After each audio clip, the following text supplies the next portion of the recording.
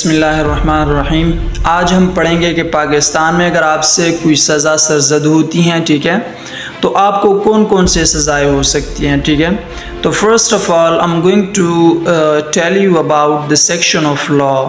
So section of law کیا ہے ہمارے پاس؟ تو یہ جو مجموعہ تعزیرات پاکستان ہے، جسے ہم انگلش میں پاکستان پینل کوڈ کہتے ہیں، تو اس کے سیکشن 53 کے نیچے جو ہے نا آپ کو 10 سزائیں ہو سکتی ہیں۔ فار ایگزامپل آپ نے ایک جرم کیا، آپ سے ایک جرم سرزد ہوئی پاکستان میں، تو آپ کو section 53 of the Pakistan penal code کے نیچے آپ کو 10 سزائیں ہو سکتی ہیں، ٹھیک ہے۔ اس میں سب سے پہلا جو ہے نا ہمارے پاس قصاص ہیں۔ قصاص کیا ہوتی ہیں؟ بیسیکلی جب آپ کسی کو مارتے ہیں تو اگر وہ بھی بدلے میں آپ کو مارنا چاہیں تو وہ آپ کو مار سکتے ہیں، تو یہ کیا ہے؟ یہ قصاص ہے ہمارے پاس، ٹھیک ہے۔ سیکنڈ ون از دیت۔ اب دیت کیا ہوتی ہیں؟ دیت کو ہم جو ہے نا انگلش میں بلڈ منی کہتے ہیں، اور اردو میں ہم جو ہے نا خون بہا بھی کہتے ہیں، ٹھیک ہے۔ اب یہ خون بہا کیا ہوتی ہے؟ فار ایگزامپل آپ نے کسی بندے کو مار دیا، جان سے مار دیا آپ نے، ٹھیک ہے۔ تو اب کیا ہوگا؟ اگر فار ایگزامپل اس کے جو ہے نا جو لیگل ہیئرز ہیں، ٹھیک ہے، اس کے جو ورثاء ہیں، اگر وہ چاہتے ہیں کہ ہمیں دیت چاہیے، ٹھیک ہے، تو پھر آپ نے ان کو بلڈ منی دینا ہوتا ہے، آپ نے خون بہا دینی ہوتی ہے، ٹھیک ہے۔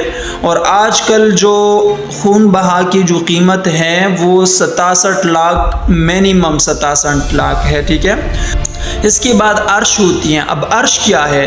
عرش ہمارے پاس اگر فار ایگزامپل آپ نے کسی کو سر پہ مارا، ٹھیک ہے، اب اس مارنے کی وجہ سے اس کی جو ہے نا نظر چلی گئی، تو اب نظر اس کی نہیں ہے، وہ چلی گئی ہیں اس کی نظر، ٹھیک ہے، تو وہ کیا ہوگی؟ پھر آپ نے عرش دینا ہوتا ہے۔ اور عرش کیا ہوتی ہیں؟ عرش بیسیکلی آپ نے دیت کا 1/3 دینا ہے، ٹھیک ہے، دیت کا آپ نے 1/3 دینا ہے، یہ عرش ہے ہمارے پاس، یہ فکسڈ ہوتی ہے اماؤنٹ۔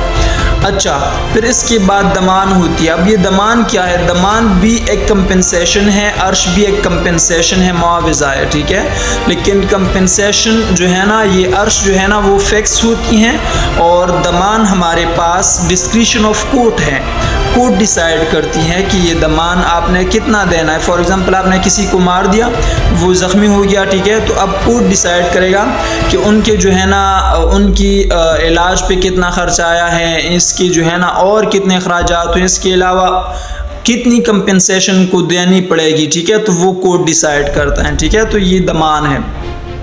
پھر اس کے بعد تعزیر آتا ہے۔ اب یہ تعزیر کیا ہوتی ہے؟ بیسیکلی جب عرش اور دمان نہیں ہوتی تو پھر 3rd پہ تعزیر وہ ہوتی ہے، ٹھیک ہے۔ اور پھر اس کے بعد ڈیتھ، آپ کو ڈیتھ کی سزا بھی دی جاتی ہے، سزائے موت جیسے ہم اردو میں کہتے ہیں، ٹھیک ہے۔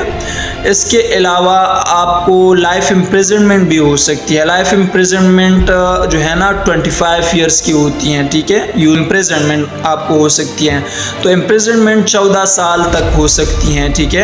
اور اس کی بھی 2 ٹائپس ہے، ایک ہے ہمارے پاس ریگولرس امپریزنمنٹ جسے ہم قید با مشقت کہتے ہیں، جس میں آپ سے جیل میں کام لیے جاتے ہیں، ٹھیک ہے، اور دوسرا ہے سمپل امپریزنمنٹ، ٹھیک ہے، تو یہ 2 ٹائپس آف امپریزنمنٹ ہے۔ اس کے بعد فورفیچر آف پراپرٹی ہیں۔ فورفیچر آف پراپرٹی مطلب آپ کی پراپرٹی ضبط کر لی جاتی ہے، ٹھیک ہے، اور اس کے بعد جو ہے نا ہمارے پاس فائن آتی ہیں، ٹھیک ہے۔